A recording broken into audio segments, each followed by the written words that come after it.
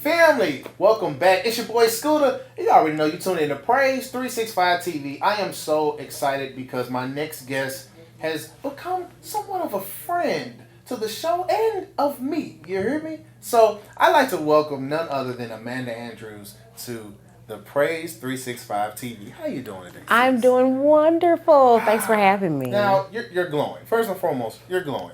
So Thank the you. God is just permeating, right? He's doing some amazing things. Yes. And we talked a little bit about some of the things off air that God is doing for you, but I want to always start off every interview with this simple question: who is Amanda Andrews? Who are you? Wonderful question. Come on. Amanda Shanice Andrews is an author, a speaker, a creative, a sister, a lover of all things pink with sprinkles and frosting. I am an artist. I am a creator at heart. You know what? I love all those titles.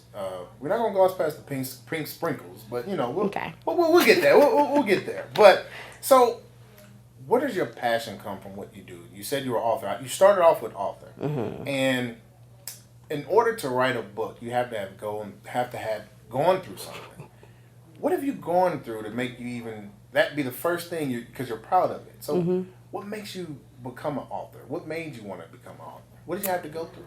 So, being an author, writing books, illustrating books, that was not something that I ever just aspired to do. Like I woke up and said, "Hey, I want to write a book today." Right. No. So, I have been through many different seasons of transition in my life, and one in particular happened right after college. After I was on a high from being the queen of my HBCU, from doing all these great things, and I started to go through a season where I felt like I was being stripped of everything.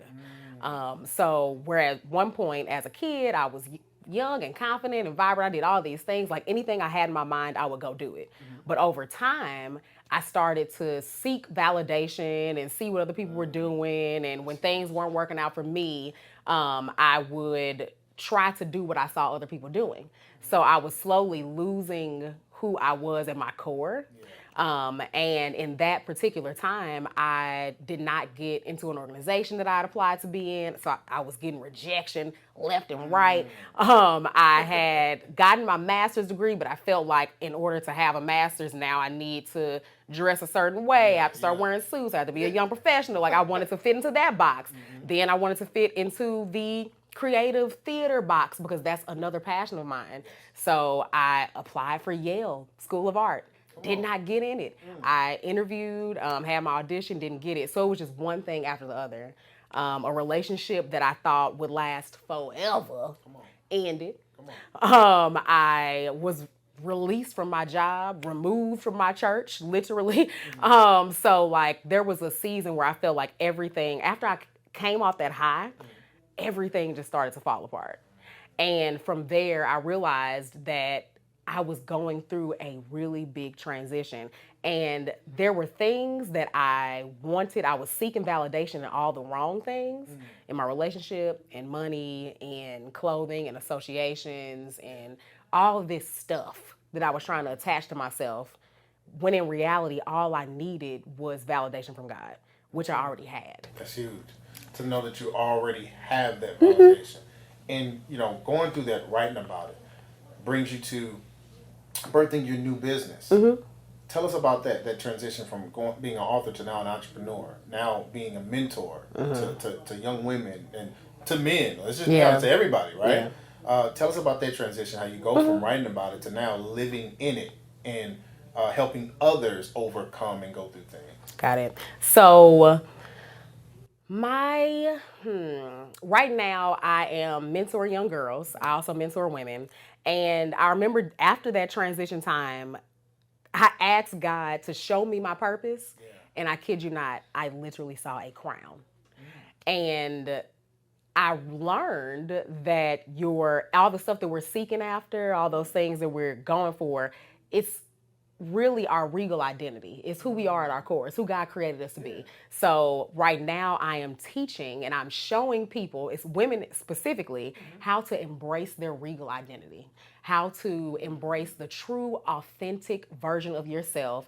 That little girl that loves to draw and color all over the place and put sprinkles on cakes and bake this and do that. Getting back to that core creativity as an adult. Because that is your regal identity, the real version of yourself. So with Queen Camp Inc., that's my nonprofit, and with the Queen's Guide to Life, the organization for women, I show girls and I show women who they are before the world can start telling them who and what they're not or what they cannot become. Because I've been through that. The Queen's Guide to Life. So we have queens that are watching.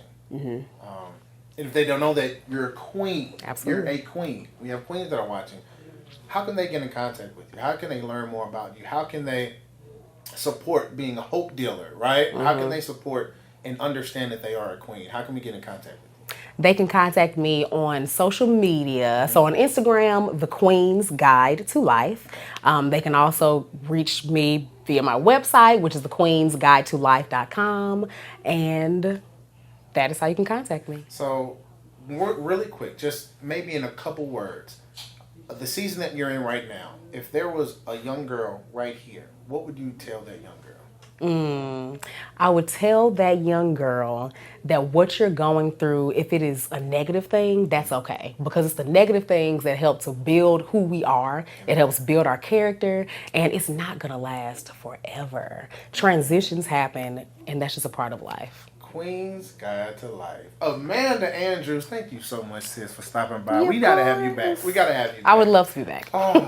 Family, keep it like with your boy Scooda. It's Praise 365 TV.